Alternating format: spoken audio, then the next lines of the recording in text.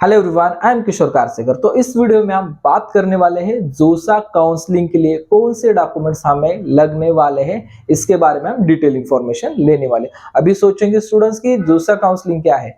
जब भी हम आईआईटी, एनआईटी, ट्रिपल आईटी और जीएफटीआई काउंसलिंग प्रोसेस करते हैं, उस प्रोसेस के लिए हमें जो भी ऑफिशियली वेबसाइट है या जो भी हमारी काउंसलिंग कंडक्ट करने वाली अथॉरिटी है, वो है हमारी जोसा काउंसलिंग। तो जोसा काउंसलिंग देखा जाए तो यहाँ पे सेशन 1 का रिजल्ट एग्जामिनेशन कंप्लीट है, सेशन 2 की कुछ स्टूडेंट्स की यहाँ पे एग्जामिनेशन कंप्लीट है।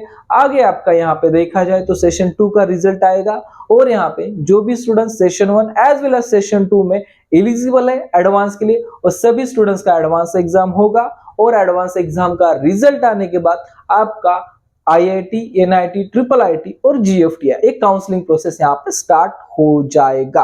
तो ये प्रोसेस स्टार्ट होने के बाद आप डॉक्यूमेंट्स निकालने के लिए जाओगे तो आपके ये पास थोड़ा कम टाइम रहेगा। और जोसा वाले जो भी यहाँ पे डेट शेड्यूल देते हैं या उनका शेड्यूल रहता है, उसमें एक्सटेंशन नहीं होता, हुआ तो भी एक आधा दिन हो जाता है, उससे अलावा ज्यादा नहीं होता। इसलिए आप सभी स्टूडेंट्स को पहले से ही पता होना चाहिए कि हमें कौन से रिक्वायर्ड डॉक्यूमेंट्स यहाँ पे लगने वाले हैं। तो वन बाय वन हम बात करेंगे सभी स्टूडेंट्स के लिए, मतलब चाहे वो कैटेगरी से हो चाहे वो जनरल से हो, सभी स्टूडेंट्स के लिए रिक्वायर्ड कौन से डॉक्यूमेंट्स रहने वाले हैं। और बाद में बात करेंगे हम जो भी स्टूडेंट्स कैटेगरी से आते हैं उन स्टूडेंट्स के लिए कौन से डॉक्यूमेंट्स यहाँ पे लगने वाले हैं। तो यहाँ पे बात करते हैं सभी स्टूडेंट्स के लिए जो भी डॉक्यूमेंट्स लगने। और देखा जाए जो भी हम यहाँ पे जोसा काउंसलिंग के लिए पार्टिसिपेट करते हैं, तब हमें यहाँ पे 3 टाइप्स के यहाँ पे रिजर्वेशन के बायफर्गेशन मिलते हैं। वहां पे देखा जाए कॉन्स्टिट्यूशनल रिजर्वेशन, जो भी सेंट्रल गवर्नमेंट ने जो भी कैटेगरी रिजर्वेशन दिया है उसको हम कॉन्स्टिट्यूशनल रिजर्वेशन यहाँ पे कंसीडर करते हैं। यानी कि आपका ओपन रहने दीजिए, ईडब्ल्यूएस रहने दीजिए, ओबीसी, एससी, एसटी, ये सभी आते हैं हमारे कॉन्स्टिट्यूशनल रिजर्वेशन में। नेक्स्ट है पैरेलल रिजर्वेशन, यानी आपके पास अगर कोई डिफेंस का यहाँ पे रिजर्वेशन है तो भी हम यहाँ पे अप्लाई कर सकते हैं। नेक्स्ट है आपका स्पेशल रिजर्वेशन, या अगर कोई आप हैंडीकैप हो या हैंडीकैप सर्टिफिकेट आपके पास अवेलेबल है तो आप यहाँ पे स्पेशल रिजर्वेशन कैटेगरी में कंसीडर हो जाते हैं। ठीक है, तो बात करते हैं सभी स्टूडेंट्स के लिए कौन से लिस्ट ऑफ डॉक्यूमेंट्स यहाँ पे लगने वाले। फर्स्ट अपन यहाँ पे देखा जाए सभी स्टूडेंट्स के लिए 10th का मार्कशीट कंपल्सरी रिक्वायर्ड है। जो स्टूडेंट्स यहाँ पे सीबीएसई बोर्ड से है उनके लिए ओनली 10th का मार्कशीट यहाँ पे लगने वाला है। लेकिन जो स्टूडेंट स्टेट बोर्ड से है और उनके मार्कशीट के ऊपर उनका डेट ऑफ बर्थ अगर मेंशन नहीं है तो उनके पास अलग से एक बोर्ड सर्टिफिकेट होगा, वो आपको यहाँ पे लगने वाला है। जिस सर्टिफिकेट पे आपका डेट ऑफ बर्थ यहाँ पे मेंशन है वो सर्टिफिकेट आपको लगेगा। बाद में सभी स्टूडेंट्स को 12th का मार्कशीट लगेगा। उसके बाद आपको सभी को टीसी कहो या आपको लिविंग सर्टिफिकेट भी कह सकते हैं, लिविंग सर्टिफिकेट लगेगा। सभी स्टूडेंट्स को यहाँ पे नेशनैलिटी सर्टिफिकेट जो है वो नेशनैलिटी सर्टिफिकेट हमें लगेगा। बाद में सभी स्टूडेंट्स को यहाँ पे अपने पासपोर्ट साइज जो फोटोज है वो पासपोर्ट साइज फोटो लगेंगे। उसके बाद आपका बेसिक जो सिग्नेचर है वो सिग्नेचर भी लगने वाला है।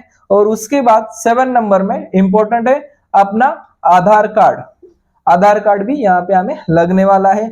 बाद में अगर देखा जाए आपका यहाँ पे मेडिकल फिटनेस सर्टिफिकेट, ठीक से सुनिए, मेडिकल फिटनेस सर्टिफिकेट।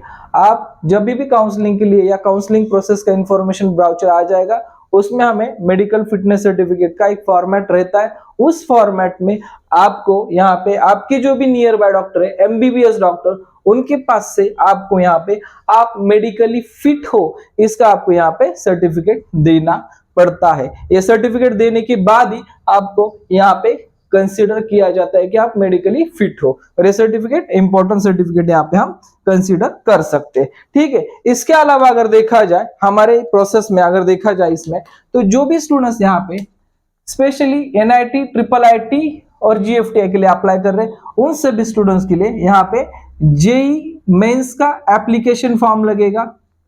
उसके साथ ही एडमिट कार्ड लगेगा।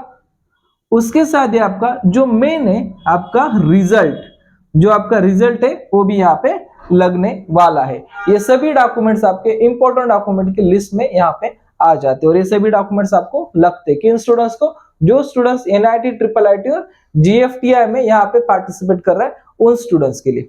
और जो स्टूडेंट्स यहाँ पे NIT एज वेल एज यहाँ पे IIT के लिए यहाँ पे पार्टिसिपेट कर रहा है, उन स्टूडेंट्स के लिए यहाँ पे जेई का एप्लीकेशन जेई एडवांस का एप्लीकेशन लगेगा, जेई एडवांस का एडमिट कार्ड लगेगा, उसके साथ जेई एडवांस का रिजल्ट भी यहाँ पे लगने वाला है। ये सभी डॉक्यूमेंट्स आपको ठीक तरह से सेव रखने हैं और यही सभी डॉक्यूमेंट के अकॉर्डिंग आपका अगला एडमिशन प्रोसेस होने वाला है। ये अभी सब जो भी डॉक्यूमेंट दिए हैं वो सब आपको अपने जो YouTube चैनल का डिस्क्रिप्शन बॉक्स है, इस डिस्क्रिप्शन में मैं पूरी लिस्ट आपको अपलोड कर दूंगा ताकि आपको ठीक तरह से सब डॉक्यूमेंट समझ में आ जाए। ठीक है, अब बात करते हैं जो स्टूडेंट्स यहाँ पे SC category, ST category, OBC category and EWS category से यहाँ पे आते हैं और जनरल कैटेगरी से, उनके लिए क्या डॉक्यूमेंट्स लगने वाले। देखा जाए SC ST के लिए कास्ट सर्टिफिकेट लगेगा, सेकंड है कास्ट वैलिडिटी सर्टिफिकेट लगेगा। यहाँ पे ये SC और ST के लिए कास्ट सर्टिफिकेट और कास्ट वैलिडिटी सर्टिफिकेट। जो स्टूडेंट्स यहाँ से OBC से पार्टिसिपेट करने वाले उनके लिए caste certificate, cast validity certificate और नेक्स्ट है उनको यहाँ पे OBC NCL सर्टिफिकेट, ये सर्टिफिकेट आपको लगने वाले हैं। जो स्टूडेंट्स EWS से उनको सेंट्रल फॉर्मेट का EWS सर्टिफिकेट यहाँ पे लगने वाला है और जो स्टूडेंट जनरल से है उनके लिए ये सब डॉक्यूमेंट्स यहाँ पे लगने वाले हैं। इतने सब डॉक्यूमेंट्स आपको अभी से तैयार करके रखने पड़ेंगे। कुछ डॉक्यूमेंट्स आपके एजुकेशनल डॉक्यूमेंट्स है, ये आपके पास रहेंगे, आराम से रहेंगे, इसमें कोई दिक्कत नहीं। लेकिन कुछ डॉक्यूमेंट जो है वो आपको आपकी जो भी तहसील कार्यालय रहता है वहां से निकालना पड़ता है, इसलिए आप अभी से ये डॉक्यूमेंट्स निकालने के लिए ट्राई कीजिए, क्योंकि ऑलरेडी यहाँ पे दिस ईयर इलेक्शन प्रोसेस है, ऑलरेडी गवर्नमेंट की जो भी यहाँ पे मतलब सेक्टर्स है उन पे ऑलरेडी लोड ज्यादा है, तो आपको यहाँ पे डिले ना हो, इसलिए आप ये पहले से ही निकाल के रखिए ताकि आपको बाद में कोई दिक्कत ना आए। ठीक है, इसके अलावा किसी को कोई डाउट्स है, क्वेश्चन है प्रोसेस के बारे में कमेंट्स में पूछ सकते हैं, एज सुन एज पॉसिबल इसकी मैं आंसर देने की कोशिश